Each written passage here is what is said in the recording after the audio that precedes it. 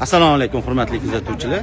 Biz Olmazor, Toshkent shahar Olmazor tumani, Beruniy maydoni 3-dom, 2-dom, 4-dom aholisimiz.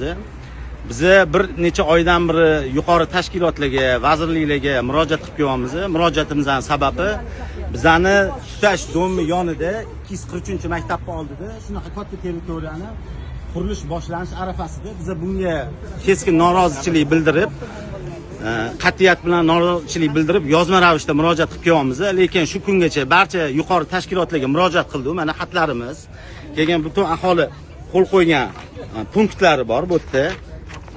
2-3 varrolab.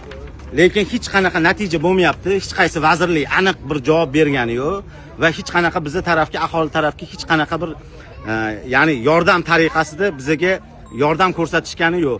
Hozirgi kunda bugun mana cheslov 2-avgust kuni 2026-yil.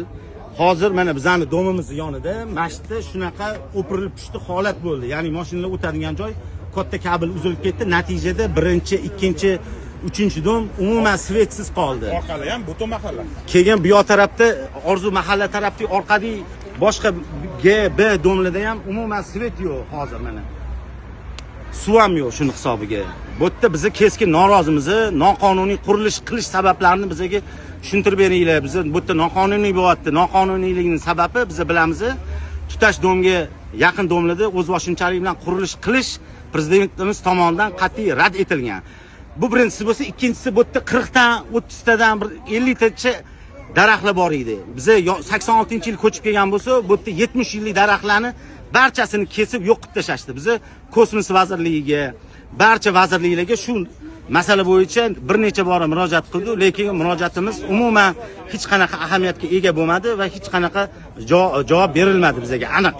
Daraxtlarni kechasi kesilganini ham aytgan aholi. Shu o'rinda qo'shimcha qilib aytmoqchimiz, biz bir necha bora mana shu daraxt kechqurun kesilayotganda, kunduzi kesilayotganda biz ekologiya vazirligini chaqirdi, ular keldi, oldi, chora ko'ryapmiz dedi. Lekin shundan keyin ham nechta daraxtlarni 70-80 yillik daraxtlarni hammasini kesib tashadi. Bu murojaatimni iltimos qilib so'rardimki, barcha yuqori turuvchi tashkilotlar bizani shu murojaatimizni ko'rib, xalq tomoniga ijobiy hal qilib berishini tez kunda so'rab qolamiz. Rahmat.